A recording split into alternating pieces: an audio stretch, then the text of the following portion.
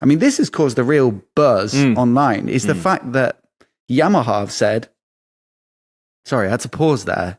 It looked like I was about to cry, but it was just swallowing, that they're not going to continue the R1, which is a big story. The idea is that they haven't said they're going to phase it out or anything, but they've said that they won't be updating the engine to meet the latest, I think it's Euro 5 plus emissions regulations. And we all know what that means, don't we, mate? Yeah, it's kind of the death knell, isn't it? It's we're not going to make a consumer version of it anymore. It doesn't take a high-level detective to read between the lines there. It means the R1 will be gone. The R1M, which is the more fancy pants version, I think they're around the 20 grand mark. 18, I think, for the R1 or something, 22, if my recent videos and research serve me correctly. But it definitely has caused a big, I don't know, well, clear upset. Yeah, I mean, you were nearly in tears describing just it. So, it's a weird one. It's one of those stories that actually I heard outside of you mentioning it as well in other news reports, which must mean that it is in the kind of general conversation. Well, normally motorcycle news stuff is just me WhatsApping you, is it? Yeah, most of my motorcycle news comes from you. Yeah, you've got your finger on the pulse. But when it's it's other biking friends of mine being like, oh my God, they're finishing the R1. None of which, by the way, own an R1 or have ever owned an R1, but it's one of those bikes. I think that's the problem. Yeah, and I think that's what I said to them was it mustn't be selling. I mean, for them not to continue it must mean that it's not really pulling in the money for them. The fundamental issue, I think, with sports bikes is, they're expensive to make. There's lots of research that goes into them. They've got to have all the latest techie features to look desirable. That means they're expensive. And yet, ultimately, the whole sector isn't really selling a great deal. And that's probably because most people who used to ride sports bikes in their 90s or whatever don't really fancy stooping down to some really low clip-on bars anymore. So I think, ultimately, it's not the first casualty we've seen over the last few years in the sports bike market. And it won't be the last. Yeah, I think it's just a broad pattern that we're going to be seeing because it's just the constraints of the format, right? Yeah. It's not a comfortable bike. It's expensive. Who wants to spend all that money on that when you could buy a Multistrada V4 or something really exciting like that? Still really fast, but I mean, a million times more comfortable. I was thinking though, we're not really massively like sports bike nuts, are we? No. I wouldn't call myself a sports bike nut. Would you? No, but I think a lot of that for me is that it's I'm always about the sort of context of using the bike, as in like use the bike where it's at its best, where it's showing itself off, right? And you're going to enjoy it the most. And I think with a sports bike, I haven't yet had the chance to do a track day. So the place where they really excel clearly is on the track. But on the road, if it was a choice or a toss-up between here's some keys to, a sports bike, like you say, clip-ons, lean forward, or here's the naked equivalent, right? MT10 being a good example for the R1, you're probably going to be fighting for the MT10 keys because it just is a little bit more usable. Totally. I was just thinking as well, you're saying that about the track day aspect of things, and I was talking about how the market's changed over the last 20, 30 years. It really made me think of the time at the London Motorcycle Show. So that was the last episode, a couple of weeks back, when we were walking around the Honda stand, which wasn't a full Honda stand, but just a history of the Fireblade. And they had Fireblades from however many years it's been produced, 30 odd, isn't it, or something? Yeah. And comparing a 90s Fireblade when they were around the 140 or 50 horsepower mark to the modern day where it's 210 or something like that. Even on the track, there are probably very few people who can get the most out of it now or who it feels like appropriate for, because these bikes as well, the R1s, the R1M, are also over 200 horsepower. So it's like even that appeal might have gone. And I've experienced that, mate, as a very, very average to below average track rider. I went out on the BMW trip last year with the S1000RR at Jerez. I think I said that right. And it's just not even touching the sides. I have more fun on a Ninja 650 or something like that on a different track day I've been on. And so I think even maybe that aspect isn't that appealing anymore. But you're right, the MT10, I'm thinking about that. If they're not updating that engine, which is a beaut of an engine, cross-plane, inline-4, sounds like a bit like a V4 or something. If you hear one of those going up the road with a loud exhaust on it, you know exactly what it is. And it is a beautiful thing to hear. As a biker, I would say that. Probably the rest of the neighborhood is thinking, shut up. That sounds terrible. Yeah. But for me, I love hearing an R1 or an MT10.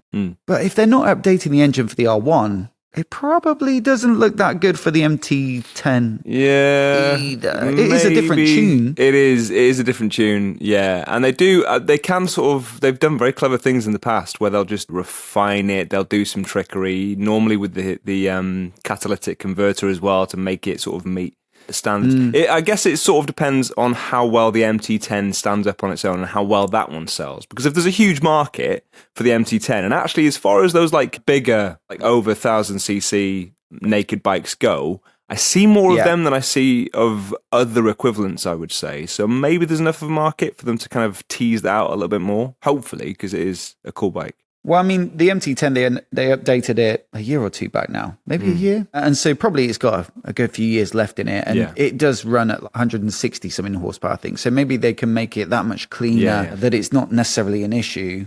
But to be honest, they've made the MT09 so good this year, apparently. I can't wait to get hold of one. It's a little bit more aggressive in the riding position now. And when I rode the previous gens back to back, MT07, MT09, MT10, I much prefer the MT09 on the road because it's a bit lighter. And I was using more of that bike as well. And even the MT09, you probably, on most roads anyway, you're not really going to be riding it 100% all the time. I mean, speak for yourself. I ride everywhere at 100% capacity. I don't leave anything on the table.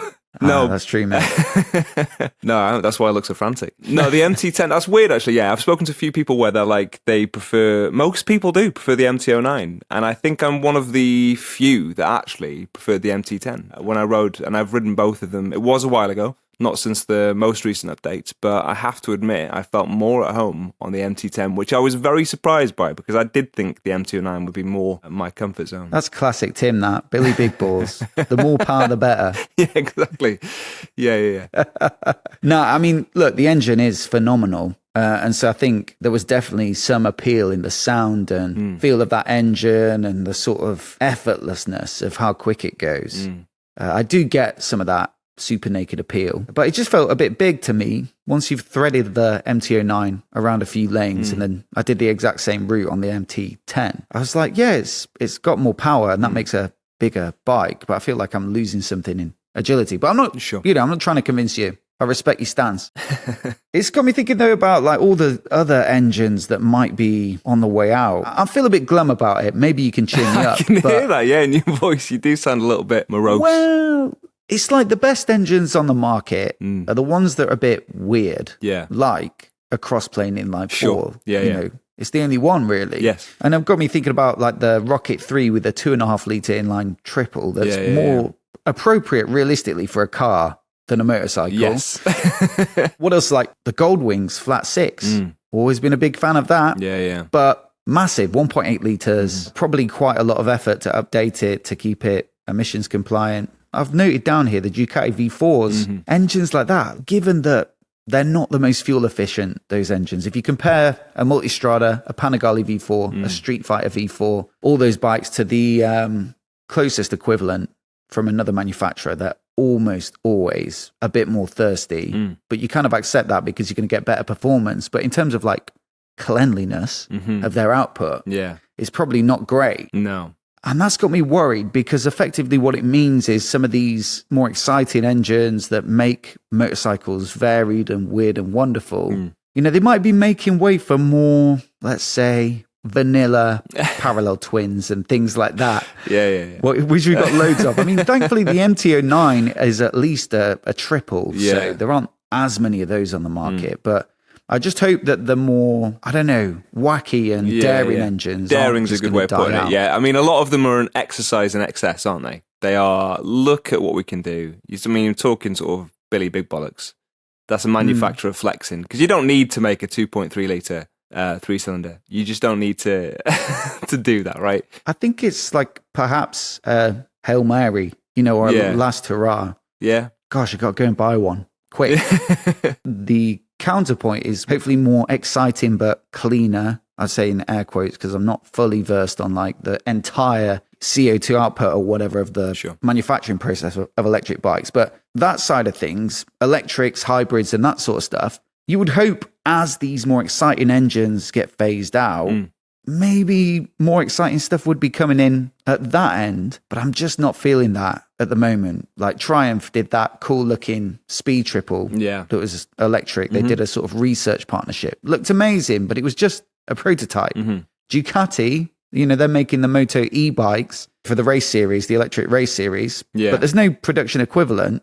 The Kawasaki bikes are naked and are fared electric, and also the hybrid equivalents as well, which you've got to say, lots of respect for pushing and getting 4 bikes on the market. Yeah.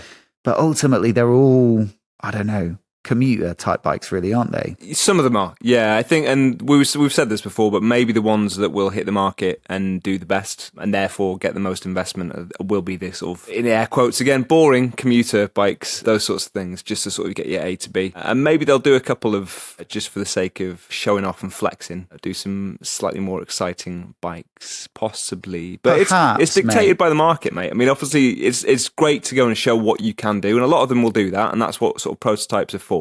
But when it comes to actually putting it out on the market, there needs to be an audience for it, because otherwise, if it doesn't sell, then you're just going to bankrupt yourself, aren't you? Totes. I guess the only silver lining, perhaps, I don't know if you saw this, but the R9, the much rumoured and long anticipated R9 that's been appearing on copyright documents and stuff like that for ages, looks like it might be on the way, because one of the World Supersport team managers said that they're racing R6s at the moment, but he knows from an internal conversation that that'll end next year and an R9 will take its place. So if a race bike's come in, almost certainly a production bike's come in, especially if they just get rid of the R1, then there's a huge gap in their lineup for something like that. Yeah. Probably realistically much cleaner running engine. It won't be anywhere near as powerful, I don't think. Maybe in the sort of 120 to 150 kind of range. Depends if they change the tune versus the MT09. But assume they will. But that's going to be a good bike, surely. And that might tide us over until something good that's like electric comes, I guess. It's such a throwaway comment. Yeah, really great. Hopefully it'd be nice. It'd be a good little sort of playing partner for the street triple, and sit between the street triple and speed triple, isn't it? So that'd be a nice kind of, it's got some competition at least.